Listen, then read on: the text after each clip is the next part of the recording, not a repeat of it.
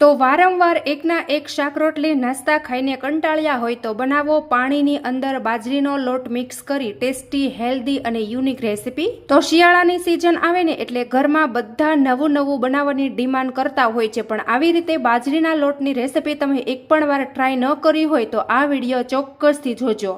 તો ચાલો હવે બાજરીના લોટની એકદમ નવી રેસીપી બનાવવાનું શરૂ કરીએ। તો સૌથી પહેલાં અહીંયા આપણે એક મોટું બાઉલ લેવાનું છે, એની અંદર અહીંયા આપણે 1 ગ્લાસ ભરીને પાણી નાખી દઈશું। તો હવે જુઓ, પાણી અહીંયા આપણે પરફેક્ટ માપથી લેવાનું છે અને ત્યાર પછી અહીંયા મેં આદુ લસણની પેસ્ટ લીધી છે, તો એ પણ આપણે ઉમેરી દઈશું।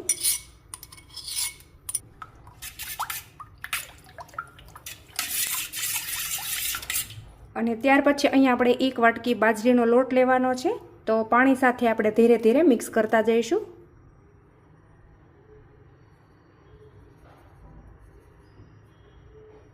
અને ત્યાર પછી અહીંયા 1 વાટકી આપણે મકાઈનો લોટ નાખી દઈશું અને અડધી વાટકી જેટલો બેસન નાખી દઈશું અને 1 ટીસ્પૂન એટલે કે ટેસ્ટ અકોર્ડિંગ મીઠું ઉમેરી દઈશું। અને સૌથી પહેલાં આ રીતે આપણે વિસ્કરની મદદથી હલાવી અને એકદમ સારી રીતે આને ફેટી લઈશું। એક પણ લમ્સ કે ગાંઠો ન રહેવો જોઈએ, એનું આપણે ખાસ ધ્યાન રાખીશું। જો બેટર મેં એકદમ સરસ એવું ફેટી લીધું છે, એની અંદર એક પણ લમ્સ કે ગાંઠો અત્યારે નથી દેખાતો। તો બસ આને આપણે થોડી વાર ઢાંકી અને સાઈડમાં કરી દઈશું અને થોડી આપણે આગળની તૈયારી કરી લઈશું। તો અહીંયા નાસ્તા સાથે ખાવા માટે એક સ્પેશિયલ ચટણી બનાવવાની છે, તો એના માટે મિક્સર જારમાં આપણે લીલા ધાણા ઉમેરી દઈશું, 2 થી 3 લસણની કળીઓ ઉમેરી દેવાની છે અને ત્યાર પછી અહીંયા આપણે એની અંદર થોડા લીલા મરચાં નાખી દઈશું અને 1 મુઠ્ઠી જેટલા શિંગદાણા ઉમેરી દેવાના છે। ટેસ્ટ અકોર્ડિંગ મીઠું નાખી દઈશું અને થોડું આપણે પાણી નાખી દેવાનું છે। ઢાંકણ ઢાંકી એકદમ મસ્ત મજાની સ્મૂથ આપણે પેસ્ટ બનાવી લેશું। તો એકદમ મસ્ત મજાની ગ્રીન કલરની ચટણી બની અને રેડી થઈ ગઈ છે। તો અહીંયા તમે આ ચટણીને સેન્ડવિચ સાથે પણ ખાઈ શકો છો। હવે આને આપણે થોડીવાર માટે ફ્રીજમાં રાખી દઈશું અને આગળની તૈયારી કરી લઈશું। તો અહીંયા લગભગ બેટર બનાવ્યું એનો 5-1 મિનિટ જેવો ટાઈમ થઈ ગયો છે અને ઢાંકણ ખોલી અને જોઈએ તો મસ્ત મજાનું બેટર બની અને રેડી થઈ ગયું છે। અને હવે આપણે આને ફેટી લેવાનું છે, એની અંદર એક પણ લમ્સ કે ગાંઠો ન હોવો જોઈએ। અને હવે આપણે એની અંદર રેગ્યુલર થોડા શાકભાજી નાખી દેવાના છે। તો અહીંયા મેં ખમણેલી કોબી, ખમણેલું ગાજર લીધું છે, ઉમેરી દઈશું અને એકદમ સારી રીતે હલાવી અને મિક્સ કરવાનું છે। તો અહીંયા વધારાના કોઈ પણ બીજા શાકભાજી જો તમારે એડ કરવા હોય તો તમે કરી શકો છો અને ન કરવા હોય તો તમે આરામથી સ્કીપ પણ કરી શકો છો। ત્યાર પછી 1 ટીસ્પૂન આપણે હળદર ઉમેરી દેવાની છે અને ફરી વખત ફેટી અને એકદમ સારી રીતે આપણે મિક્સ કરીશું।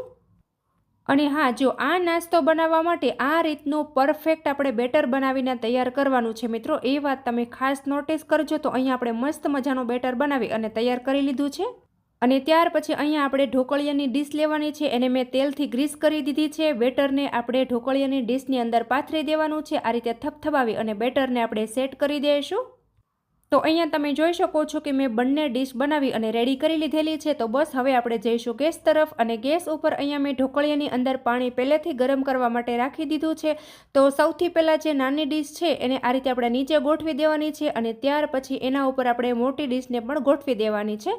બંને ડીશો આરામથી ગોઠવાય છે ત્યાર પછી ઢોકળિયાનું ઢાંકણ બંધ કરી દેવાનું છે અને 10 થી 15 મિનિટ અહીંયા આપણે એને કૂક કરી લેવાનું છે। અને 10 થી 15 મિનિટ થાય પછી જ આપણે એને ખોલવાનું છે। તો તમે જોઈ શકો છો કે 10 થી 15 મિનિટ જેવો ટાઈમ થઈ ગયો છે અને આપણી ઢોકળી પરફેક્ટ એવી કૂક થઈ ગઈ છે, તમે જોઈ શકો છો। અને હા, જો તમને ન ખબર પડતી હોય કે આ કૂક થઈ છે કે નહીં તો આ રીતે આપણે ચાકુ લેવાની છે અને ચાકુની મદદથી ચેક કરતા જોઈએ તો પરફેક્ટ એવી ઢોકળી આપણી કૂક થઈ ગઈ છે। સાણસીની મદદથી આપણે એને નીચે ઉતારી લેવાની છે। ઠંડી થાય પછી જ આપણે એના પીસીસ કરવાના રહેશે, એ વાત તમે ખાસ ધ્યાન રાખજો। તો અહીંયા 5 મિનિટ એને મેં ઠંડી થવા માટે રાખી દીધી હતી અને આ રીતે આપણે આંગળીની મદદથી ટચ કરતા જોઈએ તો જરા પણ એ ચીપકતી નથી। અને ત્યાર પછી અહીંયા ચાકુને આપણે તેલવાળી કરી લેવાની છે અને મસ્ત મજાના નાના નાના આપણે પીસીસ કરી લઈશું। અહીંયા તમે તમારા હિસાબથી મનગમતા પીસીસ કરી શકો છો, પણ હું એકદમ નાના નાના પીસીસ કરું છું જેથી કરીને ખાવામાં પણ એકદમ સરળતા રહે। ત્યાર પછી અહીંયા આપણે પ્લેટને આડી કરી લઈશું અને ફરી વખત આપણે સ્ક્વેર કરી લેવાના છે। તો અહીંયા તમે જોઈ શકો છો કે મસ્ત મજાના પીસીસ થઈ ગયા છે। ત્યાર પછી આ રીતે આપણે ચાકુની મદદથી એને અનમોલ્ડ કરી લેવાની છે। તો અહીંયા એકદમ મસ્ત મજાના પીસીસ બનીને તૈયાર થયા છે। જો તમે જોઈ શકો છો કે આ રીતે એકદમ લચકેદાર અને જેવી જેલી હોય ને બસ બિલકુલ એ રીતના આના પીસીસ બનીને તૈયાર થયા છે મિત્રો। તો આ રીતે બાજરીના લોટમાંથી નાસ્તો તમે ક્યારેય પણ ન ટ્રાય કર્યો હોય તો એક વખત ચોક્કસથી ટ્રાય કરીને જોજો મિત્રો।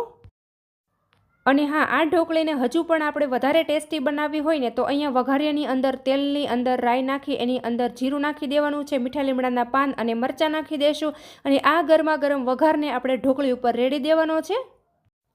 અને ત્યાર પછી અહીંયા આપણે ઉપર નીચે કરી એકદમ સરસ રીતે વઘાર ઢોકળી સાથે મિક્સ થઈ જાય એ રીતે આપણે હલાવી લેવાનું છે. તો અત્યારે આ ઢોકળીને વઘાર કરી હું ખાવા માટે બનાવું છું. જો તમારે આનું શાક બનાવવું હોય ને તો તમે આનું શાક પણ બનાવી શકો છો. ખૂબ જ ટેસ્ટી એવું થાય છે મિત્રો. તો અહીંયા જુઓ, એકદમ મસ્ત મજાની બાજરીના લોટની ઢોકળી બની અને તૈયાર થઈ ગઈ છે. જે ઘરમાં દાંત વગરના વડીલો હશે ને એ પણ આરામથી ચાવી શકે છે. એટલી બધી ટેસ્ટી અને સોફ્ટ આ ઢોકળી બનીને તૈયાર થઈ છે મિત્રો. તો મિત્રો, તમને મારી આજની આ એકદમ નવી રીતે નાસ્તો બનાવવાની રેસિપી કેવી લાગી છે ને એ કોમેન્ટમાં તમારો ફીડબેક ચોક્કસથી આપી દેજો. અને તમે મારો વિડીયો ક્યાંથી જુઓ છો ને એ પણ કોમેન્ટમાં લખવાનું બિલકુલ નહીં ભૂલતા. અને હજુ સુધી ચેનલ ઉપર નવા હોય તો ચેનલને સબસ્ક્રાઈબ કરી લેજો. Thank you.